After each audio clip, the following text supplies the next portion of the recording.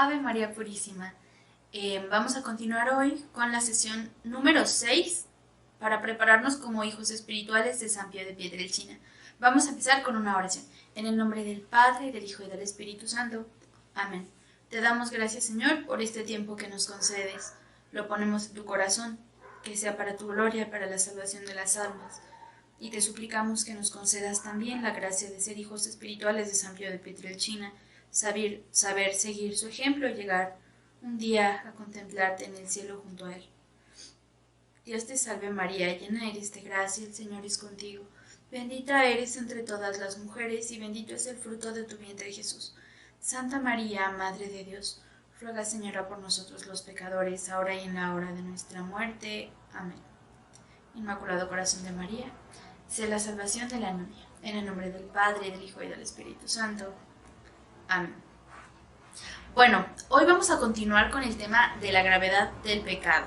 La vez pasada habíamos hablado de la importancia y la relación que tenía el Padre Pío pues con los pecados, ¿no? Hemos ido caminando desde el confesionario, de cómo es la muestra de misericordia a través de San Pío de Pietrelcina en el confesionario, por qué a San Pío de Pietrelcina le dolían tanto los pecados de la humanidad, qué hacía él para reparar el corazón de Jesús, y por qué es tan grave pecar, ¿no? Hoy vamos a estudiar un poquito más la diferencia entre un pecado venial y un pecado mortal, qué pasa cuando pecamos, cómo funcionan los pecados, qué tipo de pecados existen. Vamos a ahondar un poquito más en esos temas. Entonces, bien, vamos a comenzar como siempre con una cita bíblica. La cita bíblica es Romanos 6, 15 a 23. Entonces, ¿qué? ¿Nos entregamos al pecado porque no estamos bajo la ley, sino bajo la gracia? De ninguna manera. Sabido es que si se ofrecen a alguien como esclavos, si se someten a él, se convierten en sus esclavos, esclavos del pecado, que los llevará a la muerte, o esclavos de la obediencia de Dios, que los conducirá a la salvación. Pero gracias a Dios, ustedes que eran antes esclavos del pecado, han obedecido de corazón la doctrina que les ha sido transmitida, y liberados del pecado, se han puesto al servicio de la salvación. Les estoy hablando al modo humano, consciente de su dificultad para comprender. Lo mismo, pues, que antes se entregaron como esclavos a la impureza y a la maldad, hasta llegar a la perversión, ahora así, entréguense como esclavos al servicio de la salvación en busca de la plena consagración a Dios. En otro tiempo estaban al servicio del pecado, y no se consideraban obligados a buscar la salvación. De lo que ahora se avergüenzan, ¿qué frutos cosecharon? Porque el resultado de todo ello fue la muerte. Ahora, en cambio, liberados del pecado y convertidos en siervos de Dios, tienen como fruto la plena consagración a Él y como resultado final la vida eterna. En efecto, el pago del pecado es la muerte, mientras que Dios nos ofrece como don la vida eterna por medio de Cristo Jesús, nuestro Señor. Palabra de Dios, te alabamos, Señor. Entonces, bien, hablábamos la clase pasada que el pecado es el enemigo número 1, ¿no? ¿Por qué? Porque los 3 enemigos del alma, el demonio, el mundo y la carne, se orientan a que nosotros finalmente pequemos. Entonces, realmente nosotros lo que queremos evitar a toda costa en nuestra vida es pecar, ¿no? Para no ofender a Dios, para darle gloria y para nosotros también ser más perfectos en la virtud, ¿no? Que en eso consiste nuestra felicidad. Bien, un pecado siempre supone 3 cosas muy importantes. Una materia prohibida, o sea, que lo que estemos haciendo sea malo. Advertencia por parte del entendimiento, que nosotros sepamos que está mal. Y tercero, consentimiento o aceptación por parte de la voluntad, que además de que yo sepa que eso está mal, quiera hacerlo. Por ejemplo, un niño chiquito. La materia es mala. Está mal prender fuego con un encendedor para un niño pequeño porque se puede quemar, ¿no? Él no lo sabe. Entonces ahí no hay pecado, porque el pequeñito no sabía que estaba mal. En cuanto su mamá le dice, no lo toques porque te vas a quemar, eso está mal, no juegues con eso, el pequeñito ya va a obrar mal si lo hace de todos modos. Ujú. ¿Por qué? Porque es algo que no debe hacer, sabe que no tiene que hacerlo y aún así quiere hacerlo. ¿De acuerdo? Y bueno, a su vez el pecado se divide en pecado mortal y pecado venial. Ujú. ¿Cuál es la diferencia? El pecado mortal es de materia grave. O sea, que de verdad es muy grave lo que estamos diciendo. No es lo mismo robar un chicle que robar un banco. Ajá. Estamos robando igual. Pero es mucho más grave robar un banco que robar un chicle. Ajá. La materia es grave. Y la advertencia y el consentimiento son plenos. Yo sé perfectamente que está muy, muy mal robar un banco, que no debo hacerlo. Y yo plenamente quiero robar un banco y hago todos los planes necesarios para robar mi banco. Uh-huh. Ahí hay un pecado mortal. ¿Cuándo es un pecado venial? El pecado venial es en materia leve, ¿no? Robo mi chicle. No es algo tan grave, ¿de acuerdo? Y o también puede ser en el pecado venial que la advertencia o el conocimiento son imperfectos. Por ejemplo, mentir está mal. Yo sé que está mal mentir, pero estoy platicando con alguien, etcétera, etcétera, y ¡pum! Se me sale decir algo que no es totalmente verdadero. Se me salió chispas y luego, ya que lo vi y lo pensé, dije, ¡ay! No debió haber mentido. Ahí hay un pecado venial, porque con sentimiento es imperfecto. No quería decir una mentira y la dije, ¿no? O cuando no hay pleno conocimiento de que está mal. No estoy seguro de si está mal o no, está medio ambigua la cosa y pues lo hago, pero medio, ¿no? Es pecado venial, ¿de acuerdo? Y bueno, dentro de cada una de estas dos categorías, tanto en el pecado mortal como en el pecado venial, pues hay grados, ¿no? Hay muchísimos pecados mortales.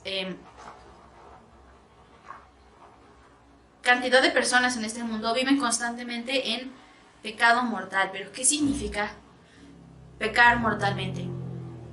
Significa decir, no me importa nada, no me importa que esté mal, yo de todos modos lo quiero hacer, soy yo. No me importa que Jesús haya muerto en la cruz por mis pecados, no me importa. Lo vuelvo a matar en mi corazón porque muere la gracia en mi alma cuando cometo un pecado mortal. Entonces, no me importa tu cruz, no me importa tu muerte, no me importa que yo me vaya al infierno, no me importa nada. De todos modos lo voy a hacer. Y eso es gravísimo, ¿no? Entonces, bien, y pasa mucho porque nos absorbe muchas veces el mundo, ¿no? Y pecamos mortalmente o vivimos en estado de pecado mortal, digamos, es un pecado mortal mantenido, porque también es consentido y digámoslo así, aplaudido, bueno, sí, aplaudido por el mundo, ¿no? Vida de placeres, búsqueda de bienes materiales, sin importar cuál sea el costo, ¿no? Aquí entra la ley de Maquiavelo, ¿no? No importa tanto si obro bien o mal, siempre y cuando consiga mi objetivo. Ese principio de Nicolás Maquiavelo, que es tan grave, etcétera, etcétera, ¿no? Muchas veces pasa que en nuestra infancia recibimos una educación cristiana, pero después se nos va olvidando, se nos va enfriando el corazón, pecamos mortalmente, no lo confesamos, que también ahí está la gravedad, que no nos arrepentimos de ese pecado, decimos, bueno, pues no pasa nada, ¿no? Y vamos pecando cada vez más o nos mantenemos en ese pecado y lo vamos cometiendo cada vez con más intensidad, porque el pecado es así, es como una bola de nieve. Uno empieza con algo chiquito y luego le cuesta menos trabajo pecar con más gravedad después. Y va creciendo, y la conciencia se va como adormilando y deja de percibir la gravedad del pecado que está cometiendo. Ya se le hace normal pecar así. Pensemos en una persona, por ejemplo, que peca de gula. Empezó comiéndose un dulce cuando no tenía hambre, porque sabe bien y bueno, era un día de fiesta y dijo, ahí todavía no es pecado, ¿no? Pero ahí va una imperfección. Luego empieza a comer cada vez más, empieza a comer dulces todos los días. Y luego empieza a comer 2 dulces cada día. Y se le va haciendo normal, ¿no? luego empieza a comer McDonald's 2 veces por semana. Y luego dice, bueno, pero hoy también ya no tiene tiempo. Y continúa, y continúa, y continúa.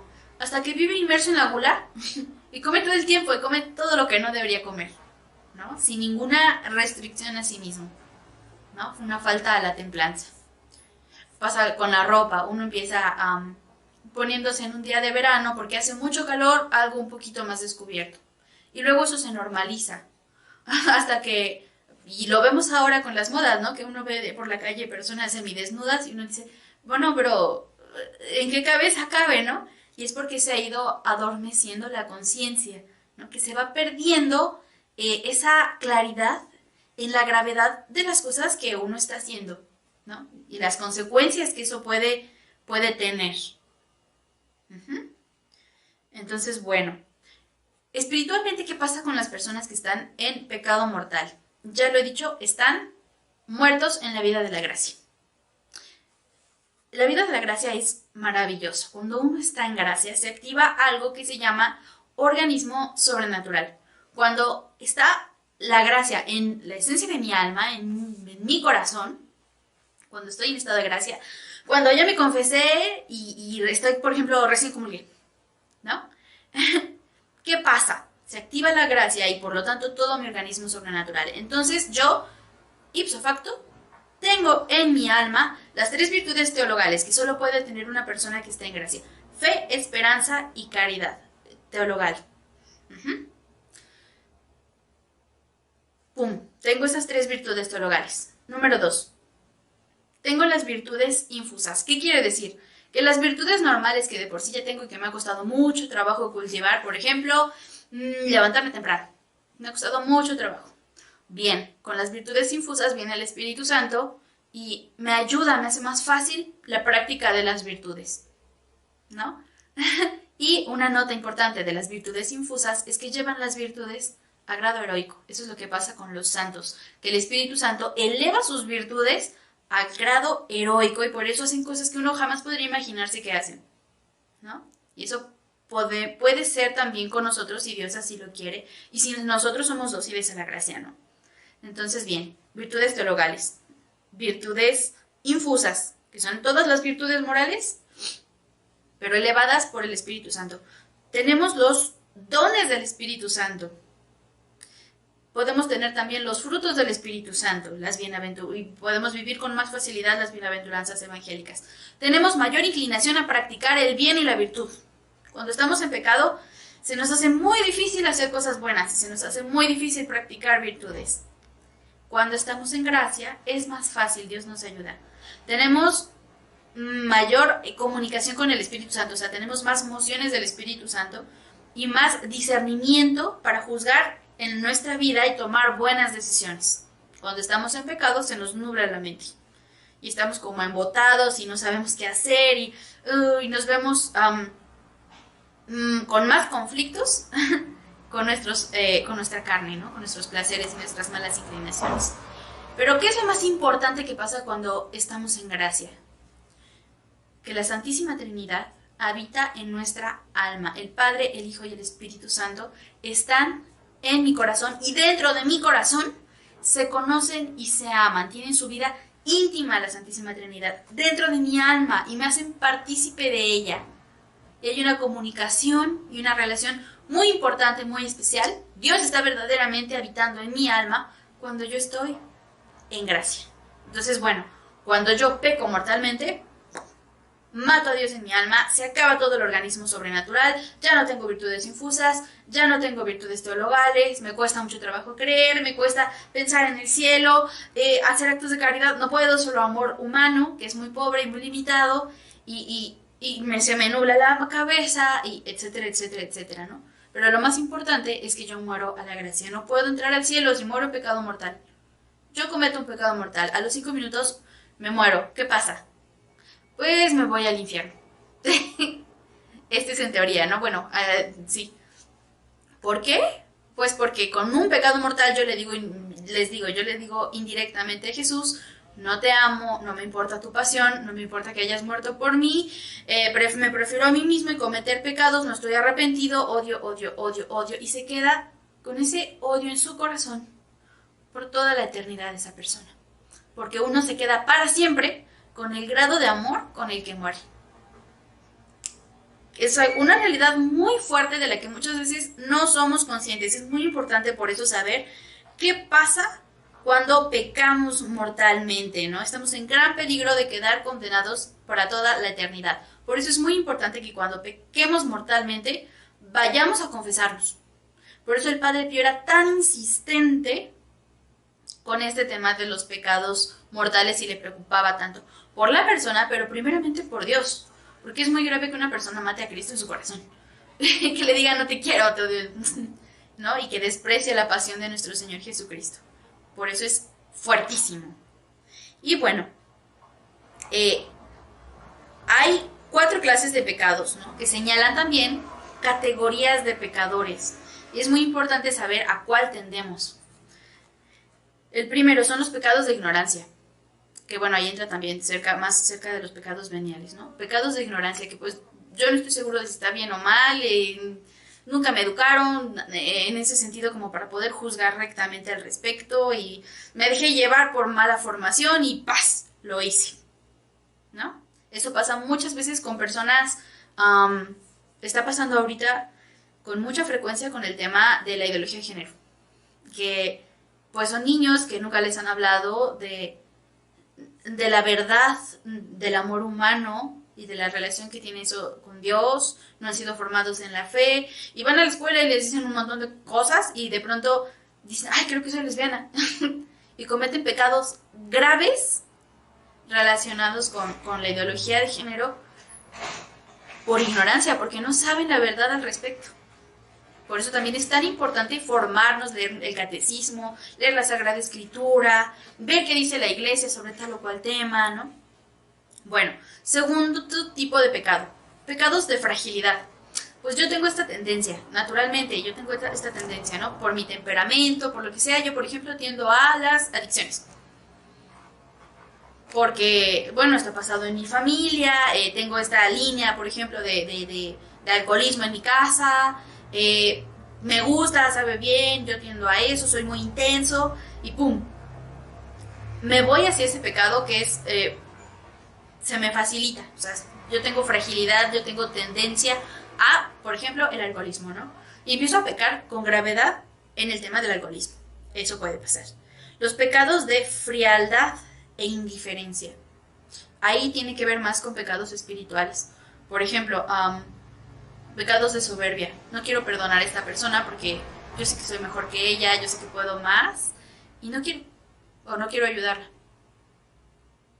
¿no? Un pecado de frialdad fuerte, ¿no? O no me importa Dios, no quiero conocerlo, no me importa, o sí lo conozco, pero pues igual no me importa. Pecados de frialdad y de indiferencia, y son pecados de los que es muy difícil salir. Es más fácil salir de los pecados que son relacionados con la fragilidad, con la carne. Por ejemplo, como son pecados que son evidentes hacia afuera y que son muy humillantes, los pecados relacionados con la lujuria, con la gula, etcétera, etcétera, ¿no? Que tienen que ver con cosas carnales, que tienen que ver con mi fragilidad, con la pereza, por ejemplo. Es más fácil salir de eso precisamente porque nos ayudan, ¿no? Uno se humilla y es más fácil salir, ¿no? Pero estos pecados son espirituales, entonces como nadie los ve, nadie se da cuenta, pues uno puede incluso pensar que no está pecando. Y sí, ¿no? Por ejemplo, esa hermana que yo tengo 10 años sin hablarle y no hago ningún esfuerzo. No me importa y yo estoy bien y ella está mal y etcétera, etcétera, ¿no? Y pueden pasar años, décadas, una vida entera con ese pecado y esa persona a lo mejor ni siquiera lo considera como un pecado. Y por último, los pecados de obstinación y de malicia. Cuando uno de verdad quiere hacer el mal. Es el caso, por ejemplo, de los sacrilegios o las blasfemias. Yo quiero ofender a Dios y lo voy a hacer así. Y es muy grave, ¿no? Para que veamos qué feo es el pecado mortal, ¿no? Bueno, ¿qué pasa? Otra cosa importante que pasa cuando pecamos mortalmente es que los méritos que hemos adquirido durante nuestra vida se pierden. ¿Qué son los méritos? Cuando nosotros estamos en gracia, las cosas buenas que hacemos, ayudarle a nuestra mamá a algo, ser amable con un compañero de trabajo, lo que sea, eso suma para nuestra gloria, para nuestra felicidad en el cielo. Podríamos decirlo así, son puntos para el cielo. Como los niños chiquitos, ¿no? Que las mamás le dicen, bueno, tiene tu cama y te doy un punto para conseguir un dulce, por ejemplo, ¿no? Bien, así son como puntos para el cielo los méritos. Son cosas buenas que se van acumulando y que van a redundar después en nuestra felicidad futura en el cielo. Entonces, bueno, digamos que nosotros llevábamos, por darles un ejemplo tonto, 80 puntos para el cielo. Peco mortalmente, ¿qué pasa? ¡Pup! Quedo en cero en automático, porque he muerto en la vida de la gracia. Ya no hay nada. ¿Y si eso se puede recuperar? Sí, si yo me confieso, estoy verdaderamente arrepentido y hago un acto de amor a Dios muy intenso, ¡pum! Eso puede no solo volver, sino elevarse todavía más. ¿Qué otra cosa pasa que es muy grave en el pecado mortal?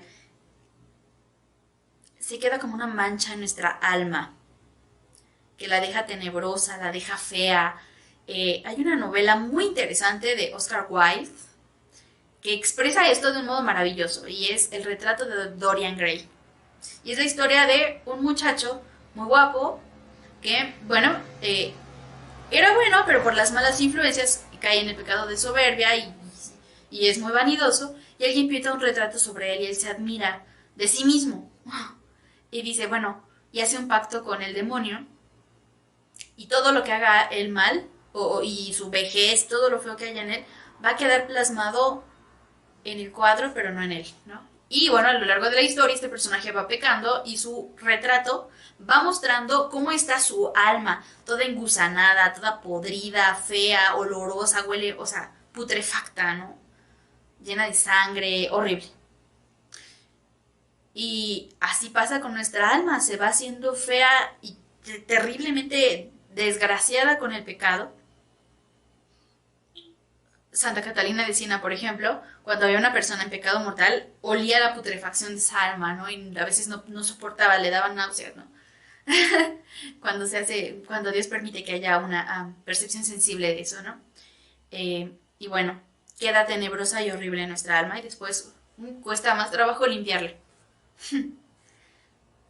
Nos convertimos en automático en esclavos de Satanás, porque si no eres de Dios, eres del demonio. Aquí no hay medias tintas, no puede uno quedarse en el limbo. O eres de Dios o no, o estás en gracia o no, o vas al cielo o no vas al cielo, ¿no? Eso es muy importante tenerlo en cuenta. Si yo no soy de Dios, soy del demonio. Me convierto en esclavo de Satanás. Aumento mis malas inclinaciones, tengo más remordimientos de conciencia, me siento culpable, me deprimo con más facilidad, etc. O sea, es toda una cadena de cosas que pasan cuando uno es esclavo de Satanás, es miserable. Y bueno, queda un reato de pena eterna, ¿no? El pecado mortal podríamos decir que es el infierno en potencia. Ahora, ¿qué pasa con el pecado venial? Es una desviación.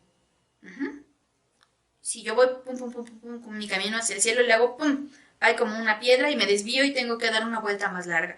Algo así pasa con el pecado venial. Yo sigo amando a Dios, sigo teniendo claro mi fin último, pero, uy, mi alma se enferma. No se muere mi alma, como en el pecado mortal, pero sí se enferma. Y además, uy, sube más también la tendencia a las malas inclinaciones, ¿no? Malos ejemplos, faltas de silencio, negligencias, escándalos, verdades que tiene que decir y que no dije. Y cada vez se me va haciendo más difícil la virtud. No se ha muerto mi alma, pero todo me cuesta más trabajo, ¿no? Y hay posibilidad de que yo peque después mortalmente, porque se va abriendo como una senda hacia el pecado mortal. Por eso los grandes maestros espirituales recomiendan que en la confesión digamos también nuestros pecados veniales, incluso nuestras imperfecciones. Y a decirle al sacerdote, mire, esto no es pecado, pero yo quiero confesar esta imperfección y bueno, así la persona recibe un buen consejo del sacerdote para trabajar la virtud, pero también tiene una fuerza espiritual un poquito más grande para después en algún momento no caer en un pecado, de verdad. Por esas imperfecciones, que es imperfección, luego sube a pecado venial y luego sube a pecado mortal, ¿no? Es como un trampolín para el pecado mortal. Es más fácil seguir los malos ejemplos que los buenos ejemplos cuando uno está en pecado venial. Y esto lo dice mi superior, ¿no? El padre Carlos, que uno no está matando en la cruz, no está crucificando a Cristo con el pecado venial, pero sí le está escupiendo o le está dando una cachetada. Es algo así.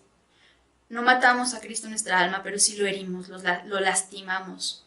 Y a mí me ayuda mucho cuando estoy a punto de cometer un pecado mortal pensarme como dentro de la escena de la pasión, escupiéndolo o golpeándolo, y eso te ayuda a no pecar, ¿no? Y sí es fuerte el pecado venial porque estás lastimando a Cristo, estás haciendo algo que le duele a Él y que te hace daño a ti, ¿no?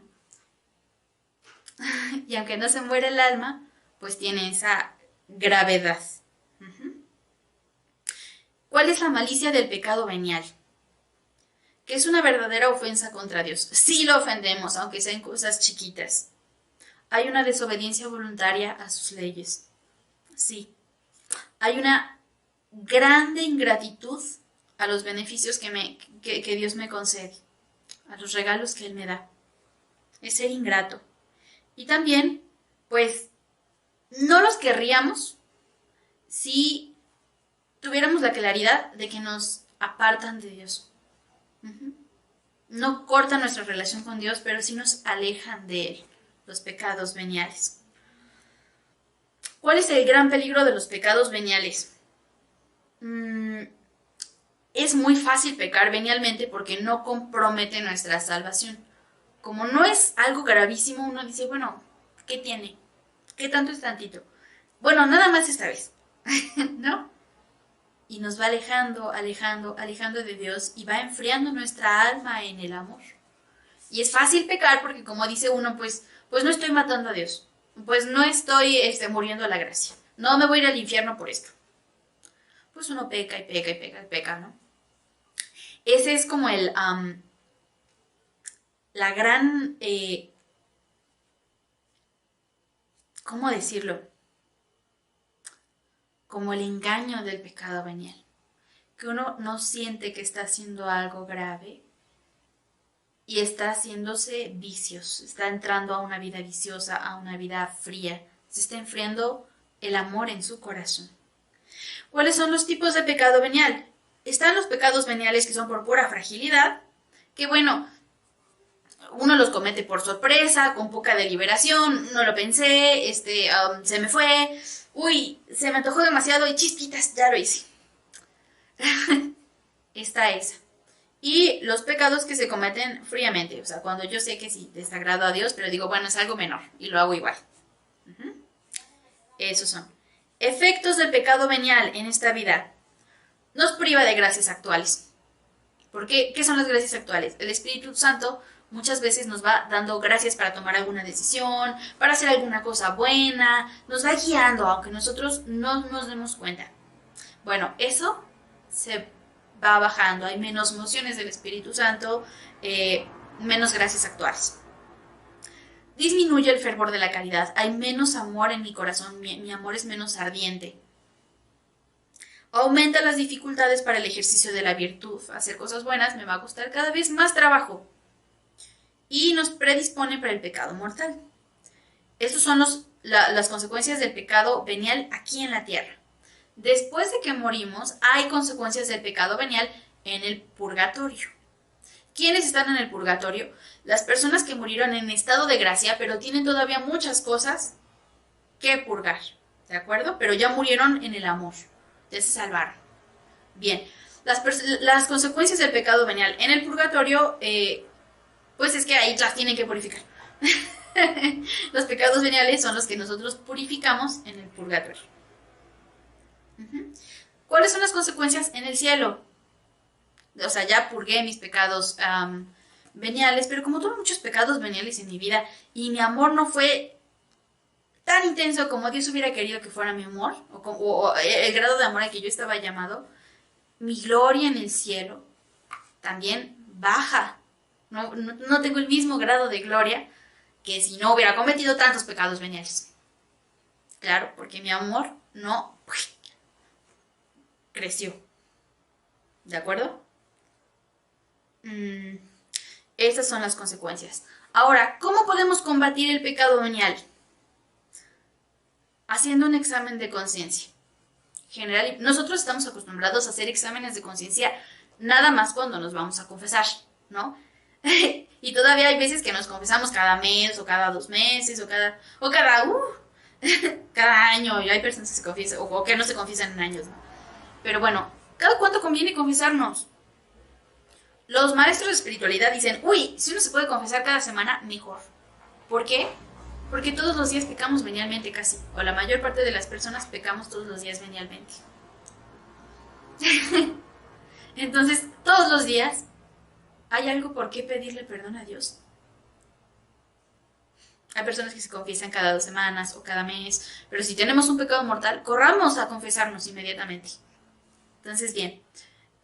Pero, ¿cuál es aquí el consejo que puede haber? Que se haga también un mini examen de conciencia todos los días, en la noche. Señor, ¿en qué te ofendí hoy? Ayúdame, dame luz para ser consciente de las ofensas que he cometido hoy. Y uno las va anotando y así va preparando con tiempo su examen de conciencia para que cuando se confiese pueda decirle al sacerdote y pueda pedirle perdón a Dios con mucha más claridad todos los pecados que ha cometido, ¿no? Y va a estar en mayor paz su corazón, y como además todos los días está observando en qué falla, se va a dar cuenta con más facilidad de cuál es su pata de palo y va a poder corregirse con más facilidad. Si yo, el lunes, el martes, el miércoles, el jueves no, pero el viernes sí, me paré tarde, 10 minutos tarde. Yo ya sé que tengo que trabajar en eso y voy a hacer algún propósito para corregirlo, ¿no? Entonces, bueno, examen de conciencia general y particular. Segundo, vivir en un espíritu de oración y de sacrificio, tratando de hacer cosas que nos cuesta trabajo hacer por amor a Dios. ¿Por qué? Porque eso fortalece nuestra alma, así como a veces vamos al gimnasio para fortalecer nuestros músculos o leemos para fortalecer nuestra mente. Así también es importante ejercitar nuestra alma con la oración y el ejercicio en la práctica de la virtud. Y así nos va a costar menos trabajo ser virtuosos, porque no estamos acostumbrados a darnos gusto a nosotros mismos todo el tiempo. Recogimiento exterior e interior. En el estado de vida que yo tenga, no sé, soy mamá, tengo 5 hijos y todo el tiempo estoy escuchando gritos, tengo que hacer la comida, tengo que trabajar, etcétera, ¿no? Bueno, ¿cómo vivo entonces ese recogimiento? Pues dentro de mi alma, teniendo presente a Dios en mi corazón. Y no tener ruido en cuanto a pensamientos todo el tiempo de cosas que tengo que hacer, sino llevar como una vida, internamente hablando, ordenada. Ese es el recogimiento interior. Y el exterior es buscar el silencio, buscar tiempos de oración, llevar una vida con horarios ordenada para que no sea todo un caos lleno de ruido, ¿no? Ruido espiritual me refiero. Y también recordar el ejemplo de los santos, que hay santos que se hubieran dejado matar antes de cometer un pecado. Es el caso, por ejemplo, de Santo Domingo Sabio, que su gran frase era, antes morir que pecar, ¿no? ¿Cómo vivía San Pío esta gravedad del pecado, ¿no? Y cómo ayudaba a sus hijos espirituales con los pecados mortales y los pecados veniales, y cómo lloraba de esos pecados veniales? Él enseñaba con mucha austeridad a sus hijos cómo funcionaba todo este movimiento espiritual entre el pecado y la vida de gracia. Y les dictaba a sus hijos espirituales, por eso también, una línea de oración muy concreta, que eran cosas muy sencillas, pero bueno, por eso él formó también los cenáculos de oración, para que llevaran disciplinadamente una vida ordenada, una vida de recogimiento, una vida de oración. Y algo muy importante que a veces a nosotros se nos va, enfocar nuestra vida de gracia a Dios, no solo a nosotros mismos. Muchas veces no pecamos porque yo no me quiero ir al infierno, o porque a mí me da miedo hacer algo, o porque y yo, ¿no? San Pío de Pietrelcina nos recuerda, nos trae de nuevo esta gran realidad de que el primero que ofende uno es a Dios. Y el primer problema del pecado es que uno está ofendiendo a Dios, le está escupiendo, lo está golpeando, lo está crucificando de nuevo. Eso es lo que duele en el pecado, primeramente hablando. Si nosotros tenemos esa perspectiva y uno deja de pecar más por amor a Dios que por miedo a perder mi alma, entonces hubo un verdadero arrepentimiento. Eso se llama contrición. Cuando yo tengo dolor de mis pecados por Dios. Cuando solo es por mí, se llama atrición.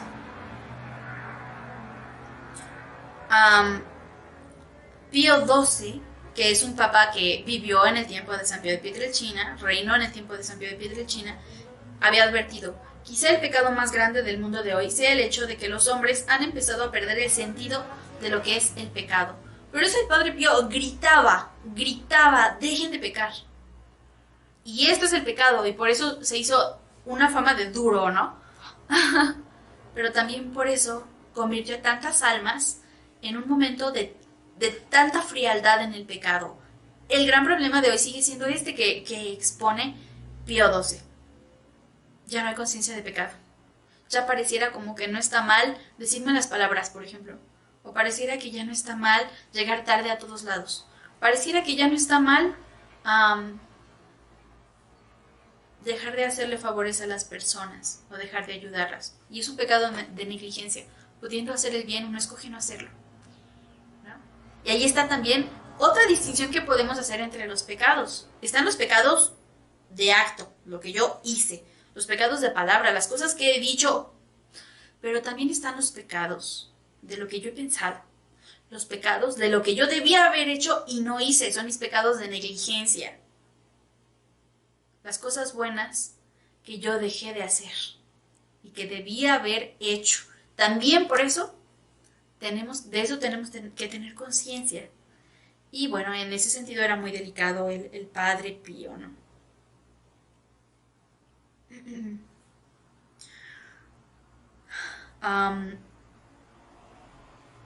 Y bueno, vamos a terminar hoy con esto y con una frase de San Francisco de Sales muy hermosa que dice así: cuando cayere pues tu corazón, levántale suavemente, humillándote mucho en la presencia de Dios, con el conocimiento de tu miseria, sin admirarte de tu caída, pues qué extraño es que la enfermedad sea enferma y la flaqueza flaca y la miseria miserable. Pero sin embargo, detesta de todo corazón la ofensa que has hecho a Dios, y llena de ánimo y de confianza en su misericordia, vuelve a emprender el ejercicio de aquella virtud que has abandonado. Una gran enseñanza. El pecado, aquí en la tierra, tiene solución: la confesión y la vuelta a la virtud. Con la confianza de que Jesús siempre me va a perdonar porque me ama. Bueno, vamos a terminar entonces con un propósito y finalmente la oración. ¿Qué vamos a hacer hoy? Vamos a, en un momento de oración, buscar un momento especial y clamar al Espíritu Santo para que nos asista. Nos permite identificar la gravedad de nuestros pecados y observar qué es lo que yo no he querido cambiar, lo que yo no he querido enmendar en mi vida. Lo vamos a ofrecer a Dios en este momento de oración y vamos a pedir la gracia de dejar de ofenderle. Y bueno, terminamos con una oración en el nombre del Padre, y del Hijo, y del Espíritu Santo. Amén. Te damos gracias, Señor, por este tiempo que nos concedes. Te suplicamos que nos concedas hoy la gracia de ver con claridad en que te hemos ofendido y que tengamos un sincero dolor por nuestros pecados, por haberte ofendido. Por intercesión del Inmaculado Corazón de María. San Pío de Pietrelcina, ruega por nosotros. En el nombre del Padre, y del Hijo, y del Espíritu Santo.